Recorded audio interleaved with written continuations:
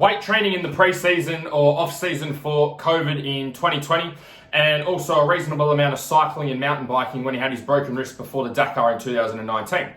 If you're looking for information on how Toby Price prepares, trains and gets fit for riding and racing, and in particular the Finke Desert Race, then you're going to be hard pressed for information. But these are the couple of bits that have come up and have been in circulation. For those of you that are new to the channel, my name is Andrew Hammer. I helped hundreds of riders and racers from around the world get race fit and race ready. So if you're trying to look at how the pros are training for the Finke Desert Race, or you're trying to look at what Toby's done being I think 7-time winner now, you're going to be hard pressed finding good quality information that you can actually implement.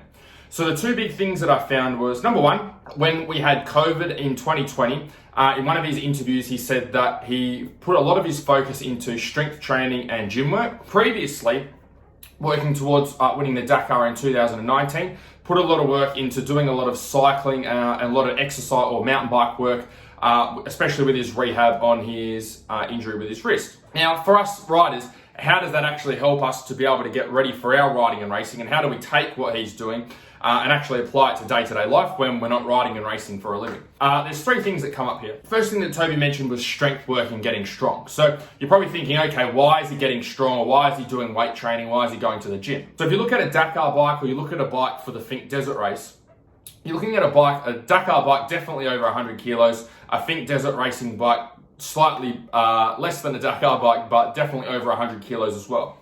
So you've got a 100 kilo bike, and then you've got a rider. So if the rider's 80 kilos and the bike's 100 kilos, for example, we've got 180 kilos there. So if you're getting ready for the Finke Desert Race, you need to have adequate levels of strength to be able to muscle around 180 kilos for 2, 3, 4 hours, and then be able to do that 2 days in a row. So how do you build strength? How do you get strong in the gym without causing arm pump and doing stuff that doesn't help? You need to be using multi-joint movements. Okay, so multi-joint strength training movements where we're using the whole body as one system. Now, Toby says he goes to the gym and Toby says he does strength training, but there's not too much info about the types of exercises. So the exercises that I would assume he would be using will be things like squats, deadlifts, bent over rows, overhead presses, all with the barbell. And the reason that I think he'd be using these exercises is because they train the body to work together as a whole unit.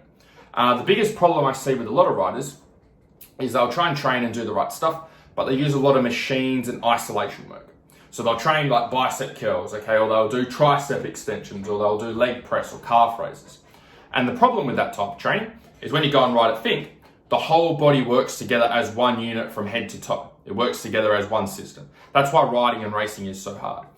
So we need to make sure we're using the right types of exercises to replicate that. And the best way for us to do that is through deadlifts, squats, bent over rows, overhead press, some of the great exercises that you can get started with. The next thing is the cardio. And so he mentions mountain biking, he mentions cycling, specifically when he had his wrist injury. So why would he be using cycling and mountain biking? So cycling and mountain biking can be great tools for building cardio. But the main thing with those tools, which Toby doesn't really talk too much about, but I'm going to give you a little bit of insight into and hopefully make this information helpful for your preparation, there's two types of cardio. There's our shorter distance cardio system, and there's our longer distance cardio system. Now, when you're going to Finke, it's easy to think that you just need a longer distance cardio system. Okay, it's easy to think, okay, I'm going to be on the bike anywhere from 2 to 4 hours. I need a cardio system that's going to last for that period of time. And that is true, you do. So there's multiple ways you can train that. You can do long distance cycling, long distance mountain bike rides, and go for hour rides, hour and a half, 2 hour rides plus, and build up your cardio system that way. Or if you're short on time and you actually have to work during the week and you're not able to go and train all the time, the best way to build that longer distance cardio system is to get out on the bike on the weekend, your motorbike, and do those longer distance rides. Go for an hour, 2 hours, 3 hours, 4 hours. That way you can work on your skills and increase your bike time, as well as build your long distance cardio system. Your shorter distance cardio system is important because when you take a race like Finke, it might be a 3 hour race for you, but it's not 3 hours at a consistent intensity. It's not like a 3 hour marathon, okay, where we're just chugging away. During that 3 hours, we've got changes in intensity. So you might have one part of the track which is really whooped out, really rough, and you're really fighting the bike. It's using a lot of energy, it causes a lot of fatigue. And then you might have another part of the track where it's relatively smooth or relatively flat, where you can sit down for a little bit.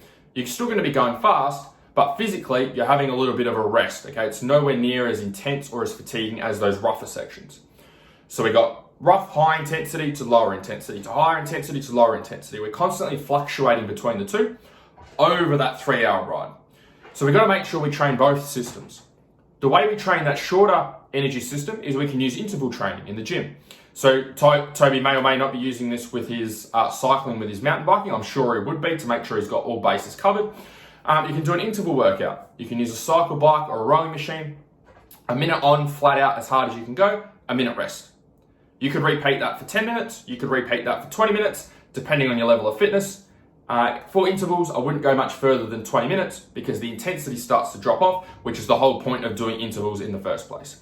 So just a quick recap, get strong, okay? I'm confident that he's getting strong, okay? He's doing strength training. There's particular movements there that you can use to help you gain strength that will transfer to the bike. Second thing is cardio, but making sure you're hitting both types of cardio, okay? Making sure you're hitting your longer distance cardio system and your shorter distance cardio system, so you've got all bases covered to give you the best opportunity to do well when you go out and race at Finke.